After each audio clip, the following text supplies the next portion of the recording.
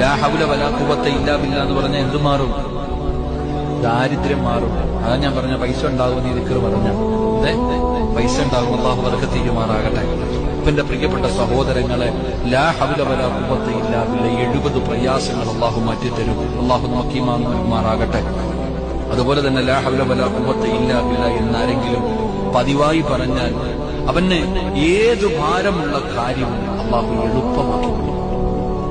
മഹാനായ മഹാനവറുകൾ പറയുന്നു, മഹാനായ ശൈഖുൽ ഇസ്ലാം ഇബ്നു ഖയ്യിം തങ്ങൾ പറയാണ്, ആരെങ്കിലും ഒരു മനുഷ്യൻ ലാ ഹൗല വലാ ഖുവത ഇല്ലാ ബില്ലാ എന്ന് പറഞ്ഞാൽ ഏത് ഭാരമുള്ള കാര്യം, നീ വലിയ പ്രയാസമെന്ന് പറയുന്ന കാര്യം, നീ വലിയ പ്രയാസമാണ് എന്ന് കരുതുന്ന ഏത് കാര്യവും അല്ലാഹു അത് നിനക്ക് എളുപ്പമാക്കി തരും. 2, എല്ലാവിധ ഭീതിയും അവൻ എല്ലാം നിന്റെ ഭയം അല്ലാഹു മാറ്റി തരും.